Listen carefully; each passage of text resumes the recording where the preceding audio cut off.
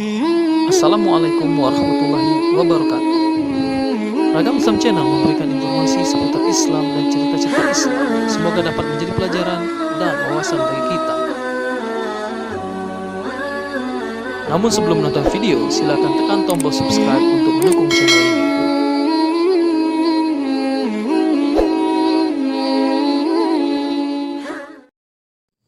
Nabi Muhammad pernah melakukan perjalanan di malam hari menembus ketujuh langit untuk bertemu Allah Subhanahu wa taala.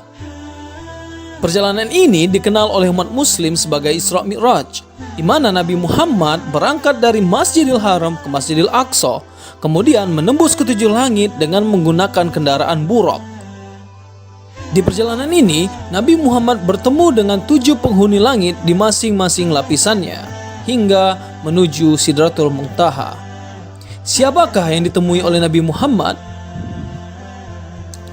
Ketika Nabi Muhammad sampai pada pintu langit pertama, malaikat penjaga pintu bertanya perihal perizinan masuk ke dalam pintu tersebut. Dengan mengantongi izin Allah Subhanahu wa taala, Nabi dan Jibril memasuki pintu itu. Pada langit pertama ini, Nabi Muhammad SAW berjumpa dengan Nabi Adam alaihissalam, yaitu bapak dari seluruh umat manusia. Adapun keberadaannya masih tetap sama seperti ketika diciptakan oleh Allah Subhanahu wa taala. Kulitnya tetap putih kemerah-merahan dan bercahaya. Tinggi badannya kira-kira 60 zira atau kurang lebih 29 meter. Lebar dadanya kurang lebih 7 zira atau kurang lebih 3 meter. Didatangkan kepada Nabi Adam alaihissalam arwahnya para nabi dan keturunannya yang beriman. Lantas Nabi Adam berkata, "Roh suci dan sukma yang bagus, sama-sama masuklah kalian semua di dalam surga Firdaus." Lantas didatangkan lagi kepada Nabi Adam alaihissalam roh-roh keturunannya yang sama-sama kafir, dan Nabi Adam alaihissalam pun berkata, "Roh-roh yang busuk dan sukma yang durhaka, sama-sama masuklah kalian semua di dalam neraka Sijjin." Dan Nabi Adam alaihissalam melihat dari arah kanannya ada bayang-bayang gerombolan-gerombolan nyawa hitam dan putih. Dan dari pintu tersebut keluarlah aroma yang sangat semerbak harum. Dan dari arah kiri, Nabi Adam alaihissalam melihat bayang-bayang dan pintu. Dari pintu tersebut keluarlah aroma yang sangat busuk dan menyengat. Ketika Nabi Adam alaihissalam menoleh ke arah kanan, dirinya bangga dan bergembira. Dan ketika menoleh ke kiri, dirinya sedih dan menangis. Lantas Nabi bersalam kepada Nabi Adam alaihissalam, dan Nabi Adam alaihissalam pun menjawab salam beliau. Nabi Adam alaihissalam lantas berkata, "Selamat datang wahai anakku yang saleh dan Nabi yang saleh." Lantas Nabi bertanya, "Siapa itu ya Jibril?" Jibril menjawab, "Beliau adalah bapak moyang baginda Rasul, yaitu Nabi Adam alaihissalam. Adapun bayang-bayang hitam itu adalah keturunan Nabi Adam alaihissalam." Lantas Nabi melanjutkan perjalanannya kembali yang tidak jauh dari tempat tadi, dan bertemulah beliau dengan orang-orang yang senang memakan harta riba dan harta benda anak yatim. Beliau juga bertemu dengan orang-orang yang bergemar berzina dan sebagainya.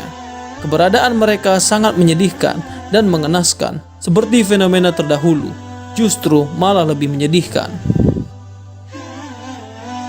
Sebagaimana Nabi mulai memasuki langit pertama, malaikat penjaga pintu bertanya perihal perizinan masuk ke dalam pintu itu. Dengan mengantongi izin Allah, Nabi dan Jibril memasuki pintu itu. Kemudian pintu langit pun segera dibuka. Ketika keduanya telah masuk, tiba-tiba mereka bertemu dengan Nabi Isa alaihissalam bin Maryam dan Nabi Yahya bin Zakaria, yang keduanya hampir serupa pakaian dan rambutnya. Keduanya ditemani oleh sekelompok kaumnya. Nabi Isa berperawakan wajar, kulitnya putih kemerah-merahan, rambutnya panjang, kelihatan seperti orang yang baru saja mandi. Wajahnya serupa dengan Yarwah bin Mas'ud As-Saqafi. Nabi lantas berucap salam kepada Nabi Isa alaihissalam dan Nabi Yahya alaihissalam. Keduanya menjawab salam tersebut dan berkata, "Selamat datang saudaraku yang soleh dan Nabi yang soleh." Keduanya pun mendoakan Nabi dengan doa yang bagus. Kemudian Nabi Muhammad melanjutkan perjalanan yang lebih tinggi ke langit ketiga. Di langit ketiga, Nabi Muhammad SAW berjumpa dengan Nabi Yusuf alaihissalam. Nabi Muhammad SAW bersabda, "Kemudian aku dinaikkan menuju langit ketiga. Jibril meminta dibukakan. Ada yang bertanya, siapa itu? Ia berkata, Jibril. Ditanyakan lagi, siapa yang bersamamu? Jibril menjawab, Muhammad. Penjaga bertanya lagi, apa ia diutus kepadanya? Jibril menjawab, iya. Penjaga berkata, selamat datang. Sebaik-baik orang yang datang telah tiba. Pintu langit dibukakan. Ketika aku melewati pintu, ternyata ada Yusuf. Jibril berkata, ini adalah Yusuf. Ucapkanlah salam kepadanya. Aku pun mengucapkan salam kepadanya, dan ia membalas salamku. Kemudian ia berkata, selamat datang wahai saudara yang soleh dan nabi yang soleh. Hadis riwayat Muslim. Nabi Muhammad memuji ketampanan Nabi Yusuf. Jika seluruh manusia dari zaman Nabi Adam hingga yang terakhir, kebagusan rupa mereka dikumpulkan, Nabi Yusuf memiliki setengah dari kadar semua ketampanan itu. Mungkin inilah di antara hikmah pertemuan Nabi Muhammad SAW dengan Nabi Yusuf alaihissalam untuk menyampaikan kepada kita tentang kehebatan dan keluarbiasaan kekuasaan Allah dalam mencipta. Rasulullah SAW juga mengabarkan kepada kita tentang kedudukan Nabi Yusuf karena keindahan fisik beliau sebagai keindahan penciptaan malaikat. Hal itu sebagaimana firman Allah Ta'ala dalam kitabnya ketika menceritakan kesan pertama mereka melihat Nabi Yusuf. Ini bukanlah manusia. Sesungguhnya ini tidak lain hanyalah malaikat yang mulia. Quran Surat Yusuf ayat 31. Kemudian Rasulullah SAW dinaikkan menuju langit keempat. Beliau SAW bersabda, kemudian aku dinaikkan ke langit keempat. Jibril meminta pintu dibukakan. Penjaga langit keempat bertanya, siapa? Jibril, jawabnya. Siapa yang bersamamu? Tanya lagi. Muhammad, jawab Jibril. Ia kembali bertanya, apakah ia diutus kepadanya? Iya, jawab Jibril. Malaikat itu menjawab, selamat datang. Sebaik-baik orang yang datang telah tiba. Ketika Nabi Muhammad dan Jibril melewati pintu, Jibril mengatakan, ini Idris. Ucapkanlah salam padanya. Aku pun memberi salam padanya, dan ia membalas salamku. Idris berkata, selamat datang saudara yang soleh dan nabi yang soleh. Dalam riwayat Muslim terdapat tambahan, Allah Ta'ala berfirman, dan kami telah mengangkatnya ke martabat yang tinggi. Pertemuan Nabi Muhammad SAW dengan Nabi Idris alaihissalam menunjukkan kedudukan beliau yang tinggi. Ditambah lagi ketika Rasulullah membacakan surat Maryam ayat 57. Seolah-olah beliau hendak menafsirkan kepada kita alasan Allah mempertemukan beliau berdua. Kemudian Nabi Muhammad SAW dinaikkan ke langit kelima. Jibril dan Nabi Muhammad lagi-lagi ditanyai oleh penjaga pintu dan kemudian diizinkan untuk masuk. Sabda Rasulullah SAW, ketika aku telah melewati pintu, aku berjumpa dengan Harun. Jibril berkata, ini adalah Harun. Ucapkanlah salam padanya. Aku pun mengucapkan salam. Kemudian ia membalas salamku. Ia berkata, selamat datang saudara yang soleh dan nabi yang soleh. Pertemuan dengan Nabi Harun ini merupakan bentuk pemuliaan juga terhadap Nabi Musa. Kehadiran Nabi Harun memberikan kegembiraan yang luar biasa bagi Nabi Musa. Harun bukan hanya seorang saudara, tapi ia juga merupakan hadiah dan rahmat Allah kepadanya. Sebagaimana firman Allah Ta'ala, dan kami telah menganugerahkan kepadanya sebagian rahmat kami, yaitu saudaranya Harun menjadi seorang nabi. Quran Surat Maryam ayat 53. Memasuki pintu langit ke-6, pintu langit pun dibuka. Setelah itu mereka berdua masuk. Lantas Nabi bertemu dengan beberapa nabi yang saling diiringi oleh para kaumnya, namun hanya sedikit. Nabi juga berjumpa dengan nabi-nabi yang bersama kaumnya, juga bertemu dengan nabi-nabi yang tidak berpengikut. Kemudian Nabi berjumpa dengan segerombolan orang yang sangat banyak yang memenuhi segala penjuru. Nabi bertanya, siapa mereka wahai Jibril? Jibril menjawab, mereka adalah Nabi Musa alaihissalam dan para pengikutnya. Namun saya harap baginda Rasul untuk mengangkat kepala. tiba-tiba Nabi melihat segerombolan orang yang juga berjumlah sangat banyak yang memenuhi segala penjuru. Jibril berkata, "Mereka semua adalah umatmu, wahai baginda Rasul. Adapun selain iring-iringan tersebut, ada 70.000 orang yang akan masuk surga tanpa dihisab. Semoga kita masuk dalam golongan tersebut." Kemudian Nabi dan malaikat Jibril bertemu dengan Nabi Musa bin Imran. Lantas Nabi bersalam, dan salam tersebut dijawab oleh Nabi Musa alaihissalam. Kemudian Nabi Musa berucap, "Selamat datang wahai saudaraku yang soleh dan Nabi yang soleh." Ketika Nabi melewati Nabi Musa alaihissalam, Nabi Musa menangis. Beliau ditanya oleh orang-orang banyak, "Ada apa engkau menangis, wahai Nabi Musa?" Nabi Musa menjawab, "Saya menangis sebab Muhammad diutus sesudah saya. Namun umatnya sangat banyak yang masuk surga daripada umat saya." Kaum Bani Israel sama-sama berpendapat bahwa sayalah yang paling mulia di antara seluruh keturunan Nabi Adam alaihissalam di hadapan Allah. Namun, sesungguhnya Muhammadlah yang lahir sesudah saya yang termulia, sementara saya telah hidup di alam akhirat. Seumpama hanya Muhammad sendirian, saya tidak apa-apa. Namun ini berbeda, Muhammad bersama-sama dengan umatnya, tentu saja saya menjadi iri dengannya. Perjalanan pun dilanjutkan ke langit ketujuh, sebuah akhir persinggahan.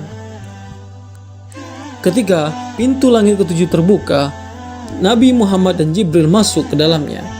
Tiba-tiba mereka berjumpa dengan Nabi Ibrahim alaihissalam Al-Khalil yang duduk di sebuah kursi yang terbuat dari emas di depan pintu surga.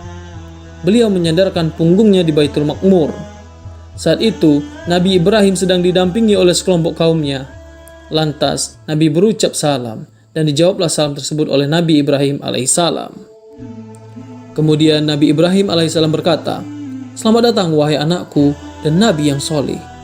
Lantas Nabi Ibrahim berpesan, "Perintahkanlah kepada umatmu agar memperbanyak tanaman dan perhiasan surga, karena sesungguhnya tanah surga itu sangatlah bagus, subur, dan luas."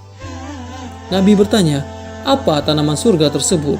Nabi Ibrahim alaihissalam berkata, yaitu la haula wa la quwata illa billahil aliyyil azim. Menurut salah satu riwayat diterangkan bahwa, "Tolong sampaikan salam saya kepada umatmu dan ceritakanlah bahwa surga itu tanahnya bagus, sangat subur, tawar dan segar airnya. Adapun sesungguhnya tanaman surga tersebut adalah subhanallah walhamdulillah wa la ilaha illallah wallahu akbar." Orang-orang yang berada di sebelah kiri dan kanan Nabi Ibrahim semuanya duduk dalam satu kelompok. Wajahnya putih bening seperti kertas. Sekelompok lain ada kotoran noda hitam kulitnya. Lantas kaum yang terdapat kotoran kulitnya sama-sama berdiri, kemudian masuk dan mandi di sebuah sungai. Selanjutnya sama-sama keluar sebab telah bersih kotorannya. Setelah itu masuk dan mandi kembali di sebuah sungai yang lain. Kemudian keluar dan telah bersih kotoran noda-noda hitamnya. Lantas masuk lagi dan mandi kembali sampai 3 kali di sungai yang lain. Sesudah itu sama-sama keluar sebab telah bersih seluruh kotoran noda hitamnya, sehingga kulit dan wajahnya putih bening sama seperti teman-temannya yang lain. Lantas semuanya sama-sama duduk berkumpul bersama teman-temannya yang berkulit dan berwajah putih bening tadi. Sedangkan sekelompok orang yang kulit dan wajahnya terdapat kotoran dan noda hitam adalah orang-orang yang beramal soleh namun juga mengerjakan perbuatan dosa. Lantas mereka sama-sama bertobat dan Allah Subhanahu wa taala menerima tobatnya. Adapun sungai tersebut adalah yang pertama sungai Rahmatullah, yang kedua sungai Nikmatullah, dan yang ketiga adalah sungai Sokohum Rabahum Syarabang Tahura, yang artinya sungai tempat kalian semua dianugerahi minuman-minuman yang sangat segar dan bening juga bersih. Dan dijelaskan oleh malaikat Jibril, "Itulah tempatmu dan tempat umatmu ya Rasulullah." Di tempat tersebut tiba-tiba Nabi berjumpa dengan umat beliau. Umat tersebut terbagi menjadi 2 golongan. Golongan yang pertama memakai pakaian putih seperti kertas, sedangkan golongan yang kedua memakai pakaian kusam. Nabi lantas masuk ke Baitul Ma'mur. Beliau masuk bersama-sama dengan golongan yang memakai pakaian putih, dan golongan yang memakai pakaian kusam dilarang masuk mengikutinya. Kemudian Nabi mengerjakan sholat di Baitul Ma'mur bersama-sama dengan orang-orang mukmin. Baitul Ma'mur tersebut ternyata dalam setiap harinya dimasuki 70.000 malaikat yang tidak pernah kembali keluar lagi hingga hari kiamat. Dan sesungguhnya Baitul Maqmur tersebut tegak lurus dengan Ka'bah. Seumpama sebuah batu dijatuhkan dari Baitul Maqmur, maka akan terjatuh tepat di Ka'bah. Apabila sudah masuk Baitul Maqmur, maka tidak akan keluar lagi. Tepat di Baitul Maqmur tersebut merupakan akhir dari perjalanan para malaikat. Dalam riwayat lain juga dijelaskan, dalam Baitul Maqmur itu, Nabi dihidangi 3 gelas minuman. Lantas Nabi memilih dan mengambil gelas yang berisi susu. Tindakan Nabi tersebut dibenarkan oleh malaikat Jibril dengan ungkapan, susu tersebut merupakan tanda dari agama Islam yang akan baginda Rasul dan umat baginda Rasul peluk. Kemudian Nabi dibawa naik ke Sidratul Muntaha. Di tempat itulah akhir dari semua amal manusia naik dari bumi, lalu berhenti. Di Sidratul Muntaha tersebut, takdir-takdir diturunkan dari ketinggian dan berhenti. Demikian kisah perjalanan Nabi yang menembus ke 7 langit dan bertemu penghuni-penghuninya, yang mana perjalanan ini diambil dari sebagian cerita dari Isra Mi'raj Nabi Muhammad SAW. Semoga cerita ini dapat kita jadikan hikmah dan pelajaran. Assalamualaikum warahmatullahi wabarakatuh.